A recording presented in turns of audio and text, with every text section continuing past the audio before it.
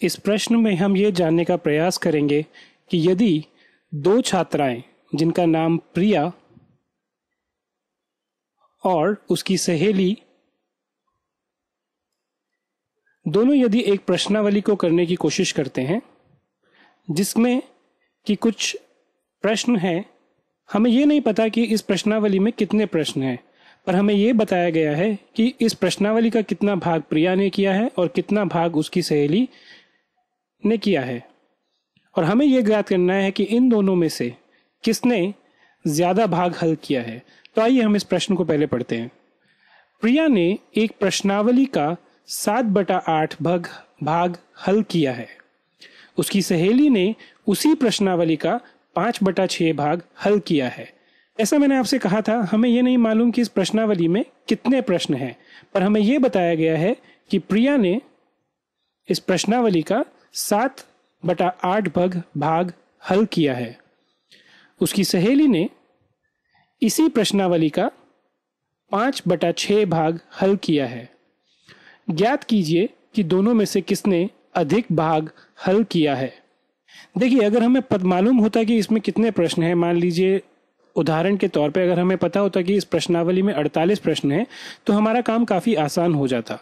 क्यों? क्योंकि हम क्या करते, हम ये कहते कि प्रिया ने 7/8 भाग हल किया है 48 प्रश्नों का, यानी 8 6 7 से गुणा करते हैं तो हमें 42 उत्तर मिलता है। इसका मतलब प्रिया ने 42 प्रश्नों को हल किया है। उसकी सहेली ने 5/6 भाग हल किया है 48 प्रश्नों का, यानी कि उसने कितने प्रश्न हल किए हैं? अगर आप देखें 8 गुणा 5 40, तो यानी अगर प्रिया ने 42 प्रश्न हल किए हैं तो उसकी सहेली ने 40 प्रश्न हल किए हैं। लेकिन हमें यह नहीं मालूम कि इस प्रश्नावली में कितने प्रश्न हैं। अगर ऐसी स्थिति में आप रहें जब आपको यही नहीं मालूम कि इस प्रश्नावली में कितने प्रश्न हैं, तो आप इसका उत्तर कैसे ज्ञात करेंगे? एक तरीका तो यह है जो मैंने आपको बताया कि आप इसमें मान लीजिए कि एक पर्टिकुलर नंबर, एक संख्या के इसमें प्रश्न है। बट अगर आप इस तरह भी नहीं करना चाहते तो इसका एक दूसरा और साधारण और आसान तरीका मैं आपको बताता हूं। ये ज्ञात करने के लिए कि प्रिया या उसकी सहेली में से किसने अधिक भाग हल किया है, हमें इन दोनों की तुलना करनी पड़ेगी। और तुलना करने के लिए सबसे पहला जो स्टेप होता है, जो प्रक्रिया होती है, वो ये है कि हम इन्हें समान भिन्नों में परिवर्तित करें। इसको अंग्रेजी में हम लोग लाइक फ्रैक्शन भी कह सकते हैं।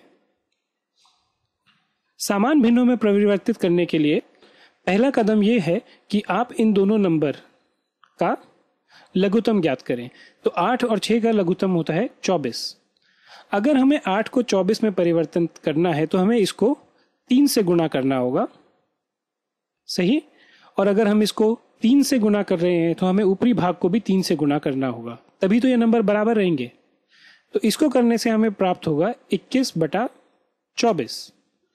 इसी तरह यदि मुझे 6 को भी 24 में परिवर्तित करना है तो क्या मैं 6 को 4 से गुणा कर सकता हूं?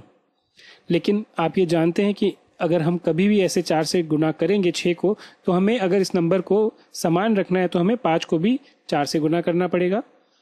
इस स्थिति में हमारे पास होगा 20/24। अगर अब आप इन दोनों को आपस में देखें तो ये दोनों समान भिन्न हो गए हैं, यानी लाइक फ्रैक्शन बन गए हैं। जब हमने इन दोनों को एक बारी समान भिन्नों में परिवर्तित कर दिया, फिर हम तुलना करेंगे उसके ऊपरी अंश की। यदि आप ऊपरी अंशों में देखें तो पहली संख्या में, जो कि प्रिया का किया हुआ प्रश्नावली है, उसमें 21 है, जबकि उसकी सहेली ने जो किया है वो 20 है। इसका मतलब ये हुआ कि इसमें जो नीचे वाला भाग है ये दोनों का बराबर है। तो यानी जिसका भी ऊपरी अंश भिन्न का ज्यादा होगा उसने ज्यादा प्रश्न हल किए हैं। इन दोनों की जब आप तुलना करते तो आप देखते हैं कि प्रिया के उदाहरण में हमारे पास 21 है, जबकि उसकी सहेली ने 20 किया है। इसका मतलब प्रिया ने ज्यादा प्रश्न किए हैं, यानी 7/8 जो है वो बड़ा होता है 5/6 से। इसीलिए प्रिया ने अधिक भाग हल किए हैं। और यही आपका उत्तर है इस प्रश्न का।